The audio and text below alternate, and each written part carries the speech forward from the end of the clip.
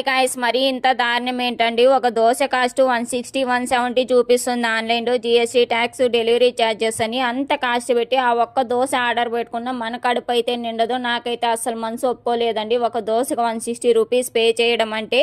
దీనికి ఆల్టర్నేట్గా ఏం చేయాలి అని ఆలోచిస్తుంటే ఇన్స్టామార్ట్ యాప్లోకి వెళ్ళి ఇన్స్టెంట్ టిఫిన్ ఐటమ్స్ ఏవే ఉన్నాయని సెర్చ్ చేస్తుంటే అప్పుడే నాకు ఈ దోశ ఇడ్లీ ప్యాటర్ అయితే కనిపించింది. వెంటనే 2 kgs ఆర్డర్ చేశానండి 160 రూపీస్కి. అయితే ఈజీగా మనం 4-5 డేస్ అయితే టిఫిన్ చేసుకోవచ్చు ఈ బ్యాటర్తో. అయితే ఈ బ్యాటర్ అయితే చాలా థిక్గా ఇచ్చాడు. కొద్దిగా వాటర్ మిక్స్ చేసుకొని అయితే దోశ వేసాను. కలర్ కూడా చాలా బాగా వచ్చింది. చాలా క్రిస్పీగా సాఫ్ట్గా ఉన్నాయి. చాలా ఫ్రెష్గా ఉంది. పిండి కూడా మనం ఇడ్లీ కూడా చేసుకోవచ్చు అండి. చాలా బాగుంది. మనకి ఎమర్జెన్సీ పర్పస్ అయితే చాలా యూస్ఫుల్ అయితే అవుతుంది. 1 వీక్ ఈజీగా స్టోర్ చేసుకోవచ్చు అండి. ఇలాంటి మరెన్నో వీడియోస్ కోసం మన ఛానల్ని ఇంతవరకు ఎవరైతే సబ్స్క్రైబ్ చేసుకోలేదో ప్లీజ్ సబ్స్క్రైబ్ చేసుకోండి.